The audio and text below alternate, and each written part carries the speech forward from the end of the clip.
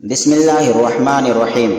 عبداللہ بن مسلمہ قانبی نے بیان کیا، ان سے امام مالک رحمۃ اللہ علیہ نے، ان سے یحییٰ بن سعید نے، ان سے عمرہ بنت عبد الرحمن نے، اور ان سے نبی کریم صلی اللہ علیہ وسلم کی زوج مطہرہ حضرت عائشہ صدیقہ رضی اللہ عنہا نے کہ ایک یہودی عورت ان کے پاس مانگنے کے لیے آئی اور اس نے دعا دی کہ اللہ آپ کو قبر کے عذاب سے بچائے۔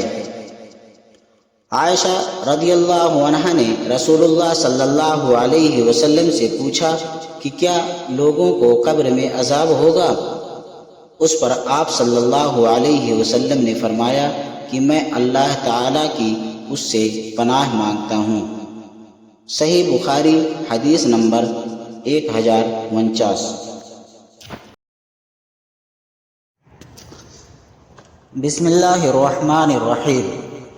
سعید بن ابی عروبہ نے بیان کیا، دوسری سند امام بخاری رحمۃ اللہ علیہ نے کہا، مجھ سے خلیفہ بن خیاط نے بیان کیا، ان سے یزید بن ربیع نے، ان سے سعید بن ابی عروبہ نے، ان سے قتادہ نے، اور ان سے انس رضی اللہ عنہ نے کہ نبی کریم صلی اللہ علیہ وسلم نے فرمایا، آدمی جب قبر میں رکھا جاتا ہے اور دفن کر کے اس کے لوگ پیٹھ موڑ کر رخصت ہو جاتے ہیں تو وہ ان کے جوتوں کی آواز سنتا ہے۔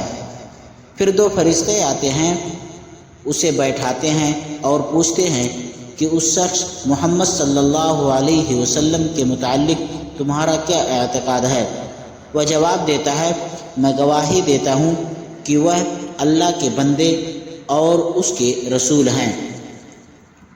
اس جواب پر اس سے کہا جاتا ہے، یہ دیکھ جہنم کا اپنا ایک ٹھکانہ، لیکن اللہ تعالیٰ نے جنت میں تیرے لیے ایک مکان اس کے بدلے میں بنا دیا ہے۔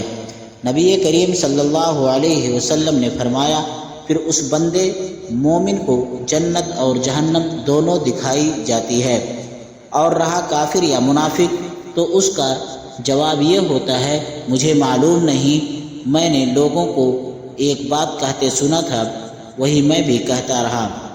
پھر اس سے کہا جاتا ہے، نہ تو نے کچھ سمجھا اور نہ اچھے لوگوں کی پیروی کی۔ اس کے بعد اسے ایک لوہے کے ہتھوڑے سے بڑے زور سے مارا جاتا ہے اور وہ اتنا بھیانک طریقے سے چیختا ہے کہ انسان اور جن کے سوا ارد گرد کی تمام مخلوق سنتی ہے۔ صحیح بخاری حدیث نمبر 1338۔